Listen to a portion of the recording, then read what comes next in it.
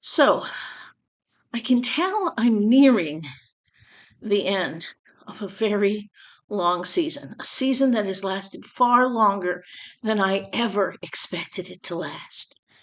And as I'm nearing the end, repeated, pick myself back up.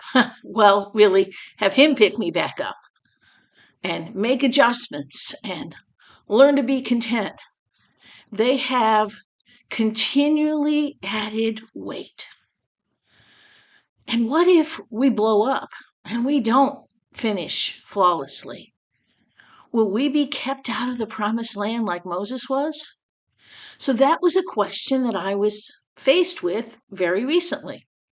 In Numbers 20, where Moses blows up, the children of Israel were once again complaining about not having water.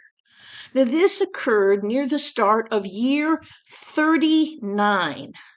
They had been wandering around the desert with Father God supplying everything they needed for 38 straight years. And yet, instead of praying, instead of asking, they went back and complained to Moses and Aaron about everything they lacked.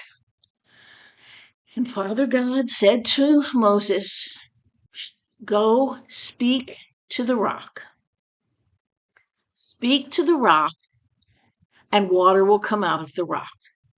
But after 38 years of interceding them, when Father God wanted to wipe them out as a consequence of their action, because once they signed up to, yep, we want a law, everything became performance-based. Everything in the Old Covenant is entirely performance-based. If you obey, I can bless you. If you disobey, these are the curses that are going to come upon you. So after 38 years of dealing with this bunch of people, Moses was greatly annoyed at them. And in an instant, he reacted out of that annoyance instead of out of obedience. And he took the staff, which the Lord told him to do. He said, take your staff and go speak to the rock. That's previous to where I'm quoting from in Numbers 20. He told Moses, you and Aaron go to the rock and you speak to it. So up until verse 10, he's doing fine. He took the staff just as he was told. He and Aaron went, assembled the whole gathering in front of the rock. And Moses said, you rebels. You can tell he's annoyed. Must we bring you water out of this rock? And then Moses raised his hand and struck the rock.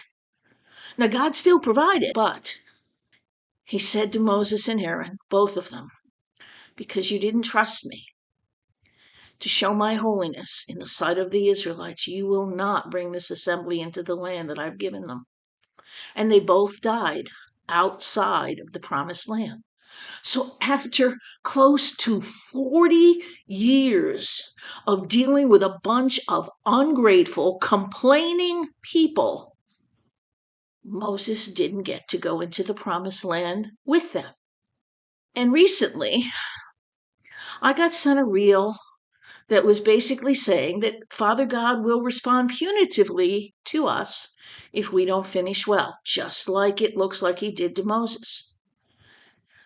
But I started to think of what is the source of that kind of thinking. And I think the source of that kind of thinking is forgetting which covenant we live under. We do not live under the old covenant. Hope you enjoyed the portion of this week's pondering that can be found at the YouTube channel, Pondering His Word with Maureen Gower. If you would like to hear the whole message, please feel free to check it out there. And may God bless you with a wonderful day.